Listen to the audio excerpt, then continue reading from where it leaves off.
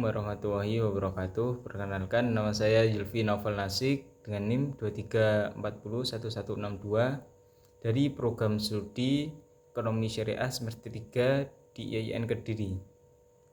Saya di sini akan sedikit menjelaskan tentang lembaga keuangan mikro syariah. Yuk langsung saja ke videonya. Menuju pembahasan yang pertama mengenai analisis lembaga keuangan mikro syariah. Definisi dan karakteristik. Definisi: lembaga keuangan mikro syariah adalah lembaga keuangan yang melayani kebutuhan masyarakat dengan penghasilan rendah dan menengah. Lembaga ini beroperasi berdasarkan prinsip-prinsip syariah Islam. Karakteristik: lembaga keuangan mikro syariah memiliki karakteristik unik, seperti fokus pada pembiayaan tanpa bunga atau riba, fokus pada pemberdayaan, dan pengelolaan berbasis etika. Selanjutnya, membahas landasan hukum. Yang pertama, Al-Quran dan Hadis. Prinsip-prinsip syariah Islam, termasuk larangan riba, menjadi dasar hukum utama. Yang kedua, fatwa dan peraturan Dewan Syariah Nasional. Fatwa dan peraturan Dewan Syariah Nasional atau DSN memberikan panduan spesifik untuk penerapan prinsip syariah dalam praktik. Yang ketiga, terdapat dalam surat An-Nisa ayat 29 yang berbunyi, Bismillahirrahmanirrahim.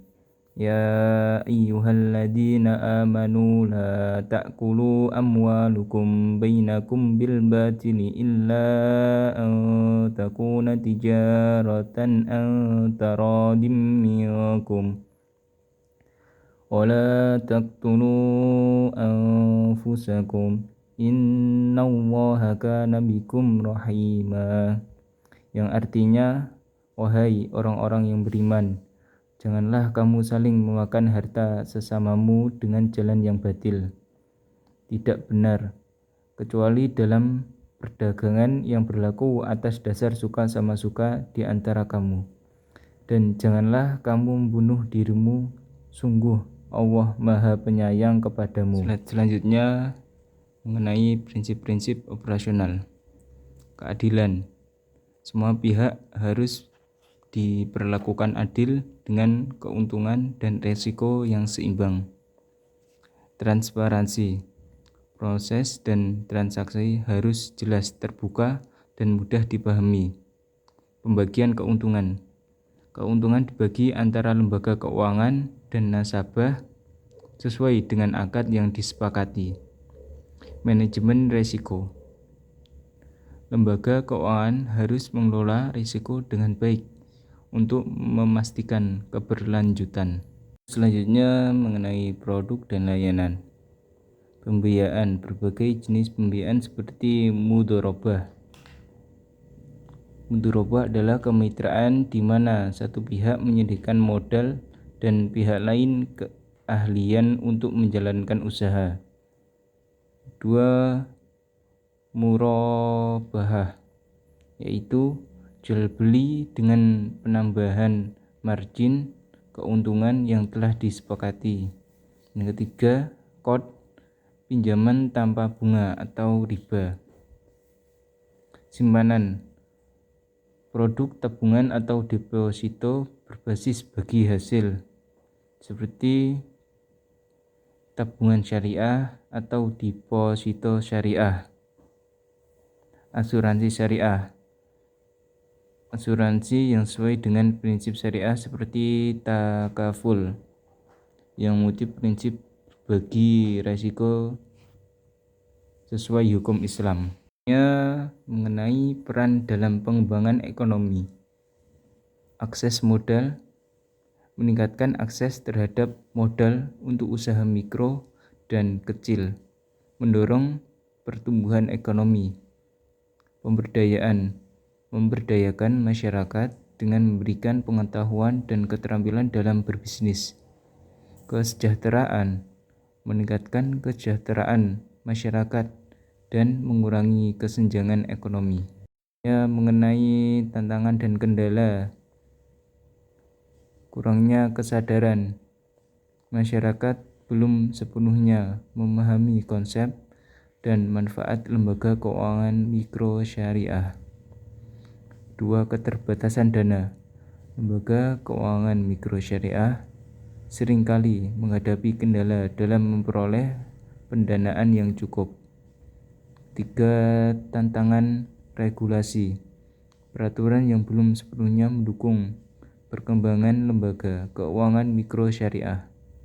Yang keempat, kompetisi, persaingan dengan lembaga keuangan konvensional dan lembaga keuangan mikro lainnya. Selanjutnya mengenai strategi pengembangan lembaga keuangan mikro syariah.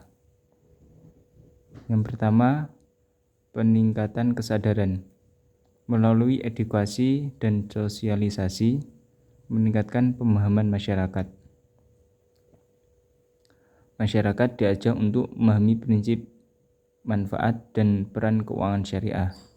Hal ini penting untuk membangun kepercayaan dan memperluas basis pengguna.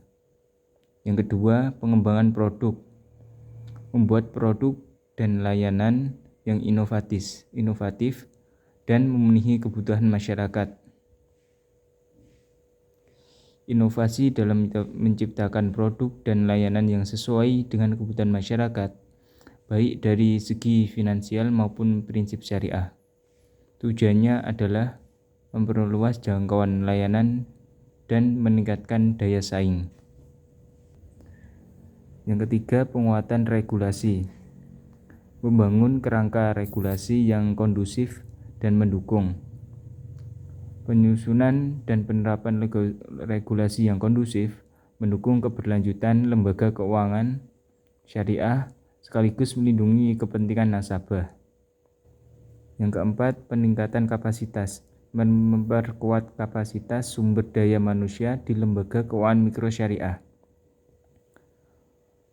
Memperkuat kemampuan dan keahlian sumber daya manusia atau SDM yang terlibat dalam lembaga keuangan mikro syariah melalui pelatihan dan pengembangan profesional dan sumber daya manusia yang berkualitas, layanan dan operasional dapat berjalan lebih efektif. Mengenai studi kasus Microfinance, nama lembaga ini telah berhasil dalam memberdayakan pengusaha mikro, memberikan akses terhadap pendanaan dan mendorong pertumbuhan ekonomi. Area operasional lembaga ini memiliki jangkauan yang luas, melayani masyarakat dari berbagai wilayah. Dampak positif. Lembaga ini telah membantu meningkatkan kesejahteraan masyarakat dan menciptakan lapangan kerja. Kesimpulan dari materi yang saya buat, lembaga keuangan mikro syariah memiliki potensi besar dalam membangun ekonomi yang inklusif dan berkelanjutan. Perlu upaya kerjasama untuk meningkatkan kesadaran, mengembangkan produk dan layanan, dan memperkuat regulasi. Sekian dari saya. Semoga video ini bermanfaat untuk kamu. Jangan berhenti belajar dan terus berkembang. Sampai jumpa di konten berikutnya. Tetap semangat dan sukses selalu. See you next time.